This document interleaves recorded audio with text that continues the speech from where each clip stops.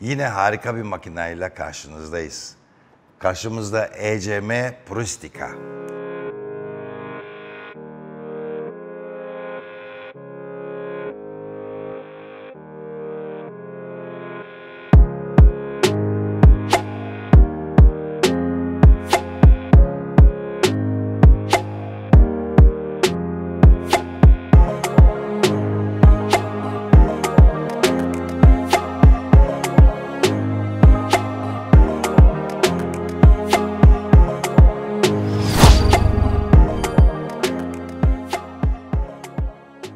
ECM'nin çok iyi işçilikle yapılmış, pırıl pırıl makinalarını görmeye alıştık. Bizde de bulunuyor diğer modelleri. Ama bugün karşımızda Puristica. Puristica'yı özel yapan, diğer makinalardan ayıran birkaç özellik var. Onları sizlere sırasıyla anlatmaya çalışacağım. Harika bir görünüm ama en çok öne çıkan özelliği ufak tefek oluşu. Yani bu minyon görüntü her türlü mutfakta acaba yerim var mı yok mu espresso makinesine dediğiniz zaman kesinlikle size sorun çıkartmayacak ölçülere sahip. Derinlik 35 santimetre, genişlik sadece 20 santimetre. Ufak tefek bir makine fakat müthiş özelliklere sahip. Özellikle espresso severler için tasarlanmış. Yani sütlü içecekleri de yapmak istiyorum, buhar çubuğu vesaire dediğimiz zaman orada bazı şeyler tabii ki yok. Süt çubuğu yok küçültürken bazı şeylerden feragat edilmiş. Ama onu da tabii çok istiyorsanız süt köpürtücüleri vesaire var. Onunla çözebilirsiniz. Espresso ön planda. Öyle olunca tabii ne var? İlaveten PID var.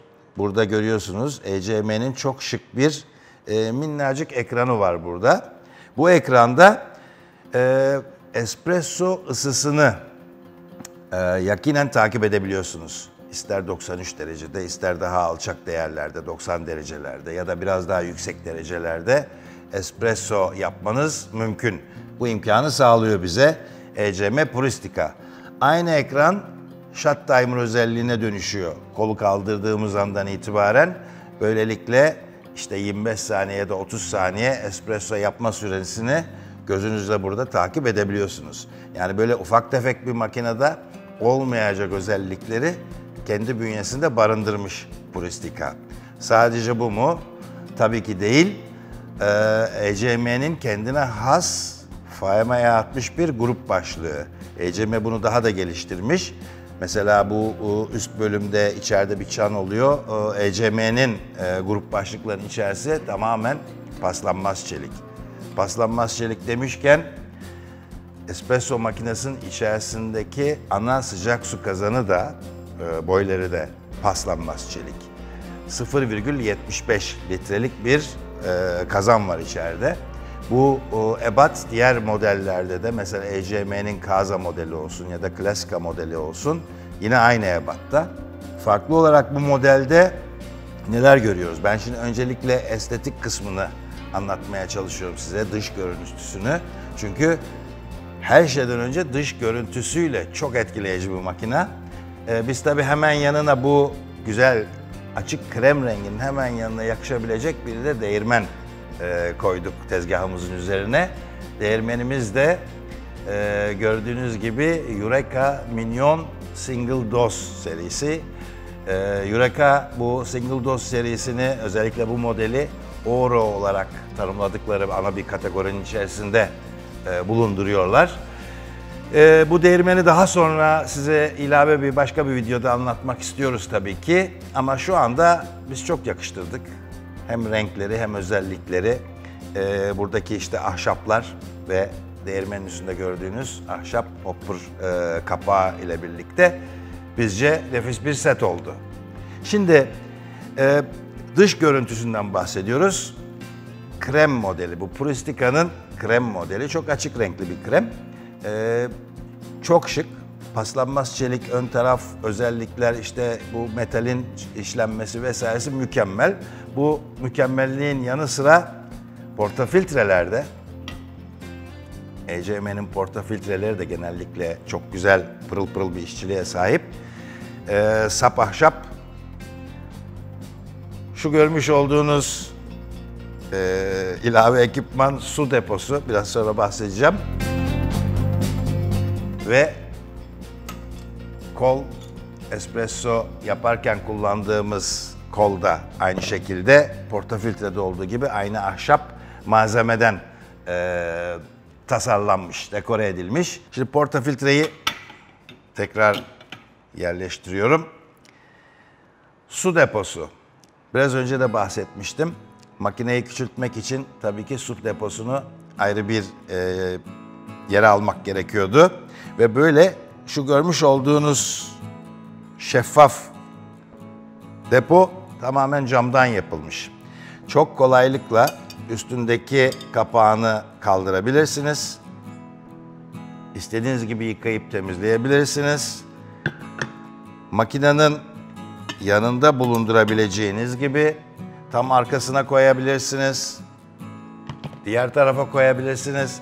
Yani mutfağınızda olsun, evinizde, ofisinizde artık nerede kullanacaksanız su deposunu siz istediğiniz yere koyabilirsiniz. Hatta isterseniz tezgahta bir delik koyup daha aşağıya bir yere de saklayabilirsiniz. Ama burada pırıl pırıl suyu görmek bir avantaj. Ne içtiğimizi bilelim. Gizli kapaklı bir yerde değil, gözümüzün önünde. Böylelikle zaten her zaman söylediğimiz gibi iyi su kullanımı, temiz su kabı, bunları sağlamak artık tamamen kullanıcının kontrolünde. Onun dışında dikkatimi çeken diğer bir özellik çekmece. Puristica'nın çekmecesi çok rahatlıkla arkaya doğru çekip rahat taşıyabileceğiniz özelliklere sahip. Çekmecenin içerisinde burada bir kör tapa yuvası var. Bakın çok güzel bir yere yerleştirilmiş. Böylelikle zaman zaman yapmış olduğumuz bazı uygulamaları, temizlik işlemlerini kör tapayı oradan alıp kullanabiliyoruz. Çekmeceye gene yerleştirip hafifçe elinizle ittiğiniz zaman köşelerde mıknatıs özelliği var. Böylelikle sağa sola kaymadan derli toplu durmasını sağlayabiliyoruz. Şimdi biraz önce de söylemiştim. Şu sol taraftaki arkadaştan bahsedelim. Bu arada renkler mükemmel. Yani krem, ahşap ve bu paslanmaz, pırıl pırıl parlayan metal görüntüsünün yanı sıra burada manometrenin içerisinde çok tatlı bir laciverde yakın bir zemin görüyoruz. Aynı şekilde buradaki görüntünün hemen sağ tarafında da bir vana var. Bu nedir? Bu ECM'nin bazı makinelerinde zaten vardı. Üst taraflarda tornavidayla ayarlayabileceğiniz bir genişleme ventilinin, expansion ventilin ayar mekanizması. Bunu ön tarafa alıp tamamıyla kontrolü size bırakmışlar. Kör tapayı portafiltreye yerleştirip daha sonra buradan çalıştırıp tabii ki makineyi sağa doğru döndürdüğünüz zaman manometrenin 11-12 bara çıkmasını, hatta sola doğru ters yöne doğru döndürdüğünüz zaman ise 8 barlara kadar pompa basıncını indirmenizi sağlıyor. Bu bazı makinalarda dediğim gibi işte üstten vidayla yapılabiliyordu. Bazılarında işte komple bu kapağı açıp içeriden vidayla bazı şeyler, tornavidayla bazı şeyleri değiştirebiliyordunuz. Yani bayağı zor özelliklerdi bunlar. Şimdi artık çok kolay buradan bunu ayarlayabiliyorsunuz. Tabii ki bu bir basınç ayarlayıcısı ya da işte flow kontrol mekanizması değil. Burada espresso makinesinin kahvenizi sizin istediğiniz ve olması gereken düzgün basınçta demlemesini sağlamanızı sağlayan bir ekipman. Bunu şöyle de tercih edebilirsiniz. Yani normalde fabrika çıkışı biliyorsunuz genelde 9 bardır bütün bu ayarlar. Ama siz 8,5 barda demleme isteyebilirsiniz. Ya da genellikle 10 barda bunu yapmak isteyebilirsiniz. Ya da ayarlar biraz kaçar zamanla ona göre o ayarı olması gerektiği gibi tam 9 barda yapmak isteyebilirsiniz. Bu ayar mekanizması size bu imkanı sağlıyor. ECM Puristica krem renkte burada gördüğünüz gibi mevcut. Ancak bir de antrasit modeli var. Bu iki renkten birisini kendi ortamınıza göre, kendi dekorasyon zevkinize göre tercih edebilirsiniz. Oldukça şık gerçekten. Bu arada kullanımı da çok kolay. Hatta ambalajı da basitleştirilmiş. Dar, kolay taşınabilen bir ambalajla geliyor makine. Çok kolay içerisinden çıkartıp tezgahın üstüne yerleştirip işte bu su bağlantılarını yerlerine yerleştirip suyunuzu doldurup çalıştırabiliyorsunuz. Hemen arkasında küçük bir on-off şalter var. Başka da bir şeyle uğraşmanıza gerek yok. Makineyi açtıktan sonra çok kısa bir sürede hazır duruma geliyor. Tabii ki hazır duruma geldikten sonra birkaç kere biliyorsunuz Fahime grup başlıkları için bu gereklidir. Su dolaşımını sağlamak ve ısı stabilitesinin istediğiniz derecelerde olmasını sağlamak sizin elinizde. Bu arada şeyden de bir daha bahsetmek istiyorum. Burada gördüğümüz PID ekranı sürekli olarak ayarlamış olduğunuz ısıyı burada gösteriyor. 92 derece ya da 93 dereceyi gösteriyor. Ancak menüye girdiğiniz zaman başka özellikler de var bunun içerisinde. Mesela işte ne kadar zamanda bir temizlik yapmanız gerekiyorsa eğer, onu burada kendinize bir nevi hatırlatıcı olarak set edebiliyorsunuz. Yani 50 kahvede bir ya da 100 kahvede bir ya da 60 kahvede bir gibi. Bu tamamen sizin tercihinize ve kullanım sıklığınıza bağlı bir şey. Size buradan hatırlatma yapıyor. Yani temizleyici deterjanını al, kör tapayı tak ve beni temizle. Bu hatırlatmayı yapıyor. Aynı şekilde bu menünün içerisinde ne zaman Eco moda geçmesi gerektiğini de belirleyebiliyorsunuz. Biliyorsunuz espresso makineleri elektrikli fişe takılı olduğu zaman sürekli belli bir ısıda makineyi tutuyorlar. İstediğiniz zaman kahvenizi yapmanız için. Ancak menüden 30 dakika sonra hiçbir şey yapmazsam ya da 60 dakika boyunca hiçbir şey yapmazsam kendini ekonomik moda al şeklinde bir tercih yapabiliyorsunuz. Bunların haricinde bir de buradaki ekranda hiçbir görüntü görmek istemiyorsanız artı tuşuna biraz uzun süreli bastığınız zaman küçücük bir nokta oluşuyor burada. Yani ekranın ışık ve göstermesini bir nevi kapatmış oluyorsunuz. Portafiltre biraz önce göstermiştim. ECM portafiltrelerde bazı modellerinde özellikle çok güzel bir özellik var. Koyduğumuz zaman tezgahın üstüne biliyorsunuz şurada tatlı bir açı vardır.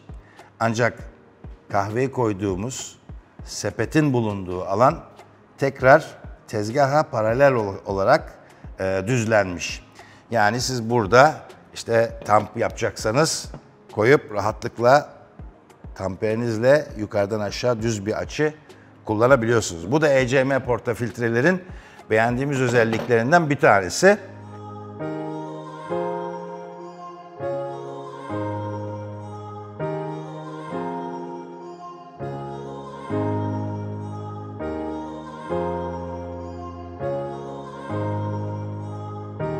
Bir de Puristica modeline ait bir farklı bir özellik daha var. O belki tabii kullanım için çok gerekli bir şey değil ama merak ediyorsanız, makinenin içini açmak istiyorsanız, hatta ne bileyim bir teknik bir bakım vesaire gerekecekse son derece kolay. Şurada önde görmüş olduğunuz köşelerdeki 1, 2 de orada var.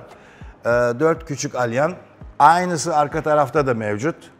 Açıldığı zaman kasa, gövdenin kasası rahatlıkla yukarıya çıkıyor ve makinenin içerisindeki o şaheser, o küçük ekipmanlar önümüze çıkıyorlar. Herhangi bir bakım gereken durumda ya da teknik servisinizin bakması gereken durumda da bu iş oldukça kolaylaşmış. Yani en sevdiğimiz özellikler tekrar kısaca çok şık, bulunduğu yerde muhteşem havalı duruyor. Burada espresso pompa basıncını ayarlama imkanını size sunuyor. Su deposu dışarıda. Bazen gizli olduğu zaman su deposunu görmüyoruz, ilgilenmiyoruz, arka planda kalıyor, içerisinde yosunlaşmalar vesaire olabiliyor. Ama yan tarafında olduğu için, cam olduğu için son derece sağlıklı ve gözünüzün önünde her şeyden öncesi temizleyebiliyorsunuz ve her zaman pırıl pırıl temiz sularla espresso kahvelerinizi yapabiliyorsunuz.